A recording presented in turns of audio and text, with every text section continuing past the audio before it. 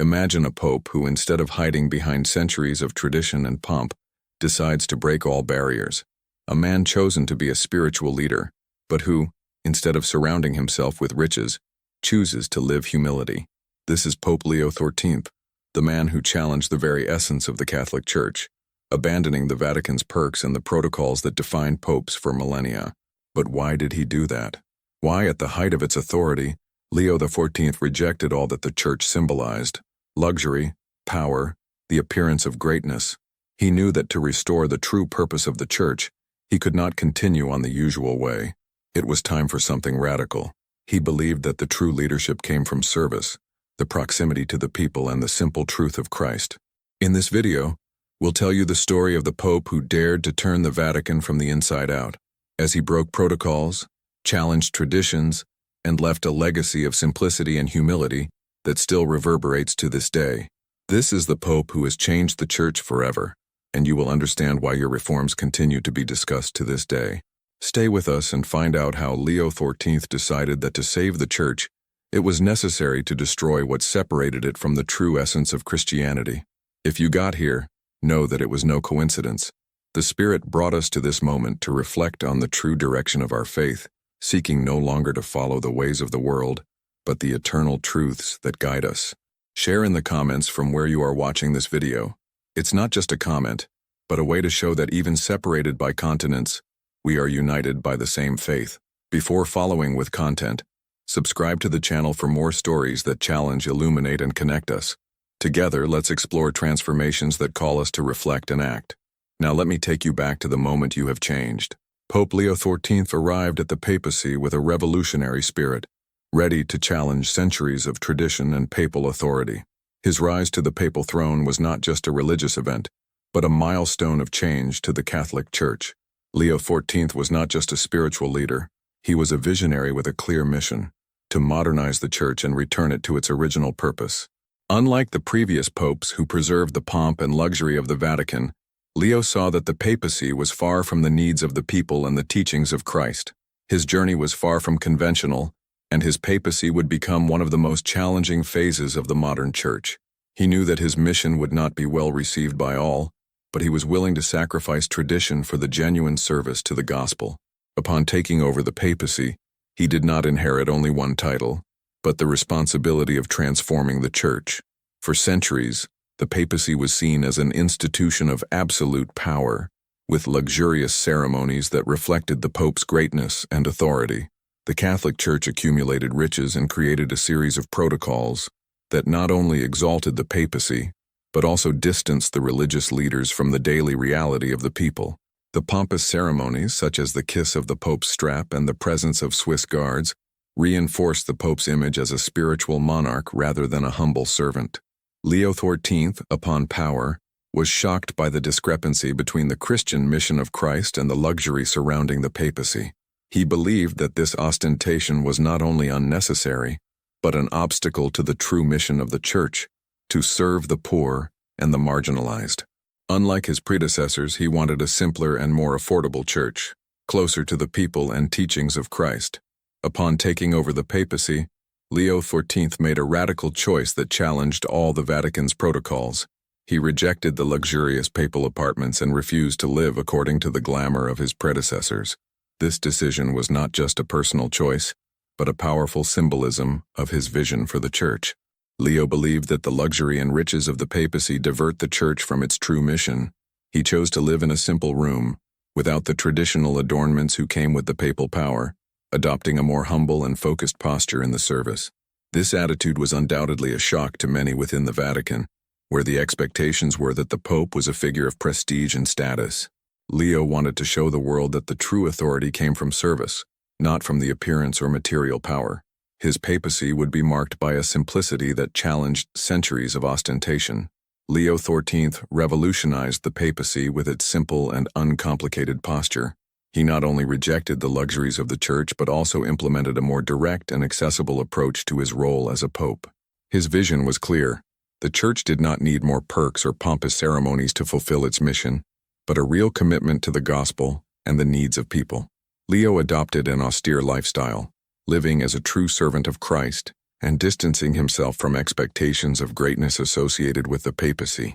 His decision to give up a life of comfort to live more humbly reflected a deep desire to reconnect the Church with the original teachings of Christ.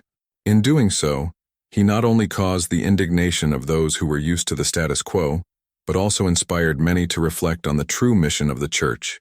Leo XIV showed that true greatness does not come from material riches, but from a genuine commitment to service and faith. Leo XIV not only opposed luxury, but also challenged the traditional hierarchical structure that ruled the Catholic Church. For centuries, the Vatican was dominated by an elite of cardinals and bishops, which operated in a rigid system and often disconnected from the realities of local parishes and the needs of the people. Leo believed that this hierarchy was creating a barrier between leadership and faith communities. He defended a more decentralized church where the voices from all over, including those of women and leaders of marginalized regions, were heard and valued. For Leo, the true authority in the Church did not come from a rigid line of command, but of humility, genuine faith, and commitment to Christian mission. His view of a more inclusive and affordable church was challenging, not only for the power structure of the Church, but also to those who believed that the Church should be governed as it always was. Leo was willing to face this resistance, believing that the changes were necessary for the future of the Church. Leo XIV's reforms were not only superficial, but profound transformative, touching the heart of the administration of the Catholic Church. Leo believed that bureaucracy and complicated ecclesiastical structures were obstacles to the genuine service that the Church should offer. Therefore, he began a series of reforms that sought to simplify Vatican management and facilitate direct connection between church leaders and faith communities.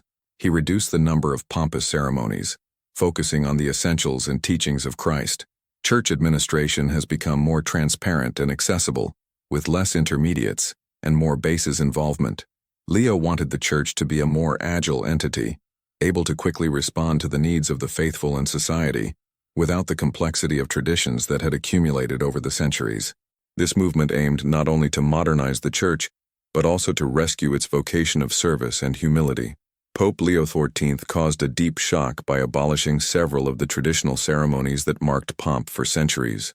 The kiss of the strap, the ostentation of papal robes, and the formal audiences were among the elements that Leo considered more as barriers between the Pope and the people than as practices that raised the Church. He believed that these ceremonies had moved away from Christ's simple model of service and became symbols of a power that did not match the gospel.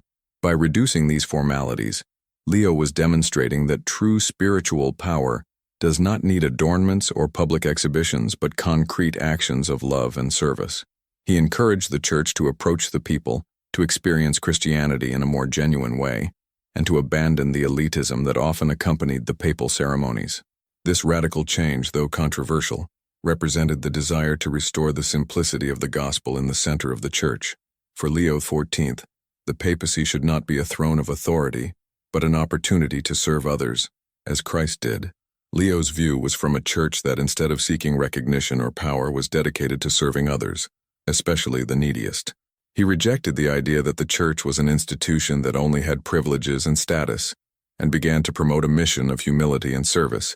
This radical change in the papal mission aimed to rescue the true Christian essence, not as a church of power, but as a church of love, care, and dedication to the underprivileged. Leo XIV's mission was clear: to restore the role of the Church as a servant of humanity, especially in a world where social inequality and poverty were rampant. He wanted the Church to be a light again for those who needed the most, with concrete actions that would transform lives, not just with empty words or gestures of superiority. The big question raised by Leo XIV's reforms was, what should be, after all, the real role of the Pope?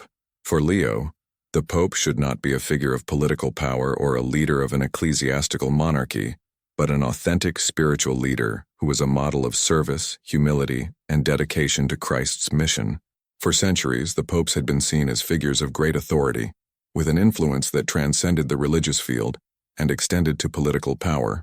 Leo XIII challenged this view, stating that the Pope's main function should be spiritually guiding the Church and be an example of service, not dominion. His idea was radical. Instead of isolating himself behind closed doors and riches, the Pope should be among the people, living the teachings of Christ in a practical and true way. This change of focus not only redefined the role of the Pope, but also reflected a paradigm change on what it meant to be spiritual leadership in the Catholic Church. One of Leo XIV's boldest reforms was his decision to reject the traditions of wealth and power that marked the Vatican for centuries. Instead of accumulating wealth or expanding the power of the Church through financial and political interests, Leo preferred that church resources be used more ethically and transparently, focusing on serving the most needy. He cut investments in areas he considered immoral, such as fossil arms and fuels companies, and encouraged an investment policy aligned with the principles of social justice and compassion for the poor. The decision to move away from financial power was an attempt to restore the moral authority of the Church, which, in Leo's view, had been eroded by involvement with economic interests.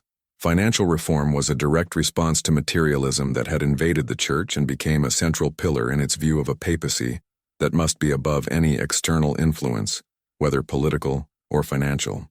Leo XIII's reforms did not go unnoticed, and soon internal resistance appeared within the Catholic Church. Many cardinals and traditional leaders saw their actions as a direct threat to the power and established authority of the papacy. For these opponents, the changes proposed by Leo, such as the simplification of protocols and the rejection of papal luxury, were inconceivable. Internal resistance was not just a matter of displeasure with reforms, but a confrontation between two church views, one that wanted to modernize and return to the roots of service and humility, and another that closed to a church that kept its authority through power and wealth. Leo, aware of this opposition, remained firm in his purpose, arguing that the Church should be with the poor and devoid of power, just as Christ did. This internal resistance reflects the conflict that always accompanies great transformations, especially in deep and historical institutions such as the Church. Leo XIV reforms have had a major impact on the Vatican and the city of Rome. The decision to abolish Papa pomp and restructure church finances not only shook internal administration, but also changed the Vatican's public perception. For many faithful, these changes represented a return to the simplicity of Christ, while for others they were seen as a threat to the power of the Church and his moral authority. The Vatican, as the center of Catholicism, has become a more affordable place, with fewer formal protocols and more focus on the spiritual and social needs of the people. In Rome, the change was felt by those who, by generations, had become accustomed to the figure of an imposing and distant pope. The transformation, although controversial, served to question the role of the Church in a rapidly changing society and reinforced the idea that true authority comes from service, not institutionalized power. The papacy of Leo XIII highlights the eternal conflict between modernization and the preservation of traditions. The reforms he implemented, although modern and progressive, caused great discomfort between cardinals and other church leaders who saw in preserving traditions a way of maintaining the stability and identity of the Church. For Leo, traditions were not an end in themselves, but means to achieve the true purpose of the Church, to serve God and others. He believed that many of these traditions were becoming obstacles for the Church to fulfill its mission in the contemporary world. For his opponents, change meant an irreparable loss of identity and authority. This conflict between the need for adaptation to modern times and the preservation of the Church's historical and spiritual legacy was the heart of tensions during the papacy of Leo XIV and still resonates in the debate on the role of the Church in the world. Leo XIV understood that the role of the Pope was not to accumulate power, but to serve as an example of humility and service, just as Christ did. In rejecting papal luxuries and formalities, Leo tried to live the Christian teachings in the most authentic way possible. He wanted to be a living testimony of Christ, who placed himself as a servant of others, especially the marginalized and the poor. For Leo, the true power of the Church was not in its wealth or status, but in its ability to serve the most needy and to live the gospel in a practical way. He believed that the Church should be a reflection of the love of Christ, not an institution that prioritized appearances or control. His life and papacy were an example of how a spiritual leader can and must abdicate the ego and the power to become a true servant of the people, fulfilling the divine mission of bringing the gospel to all. Leo XIV's legacy was a church that, although marked by resistance and controversy, became more accessible, simpler, and more focused on the true purpose of the gospel. By challenging centuries of tradition and institutional power, Leo established a new model of leadership within the Church, where humility, service, and dedication to the most needy were at the center of papal actions and decisions. His financial reform, his personal simplicity, and his view of a service focused on service rather than material self-sufficiency have created a new vision for the Church's future. The impact of their reforms can still be felt today, as they challenge the papacy to reevaluate its role in the modern world.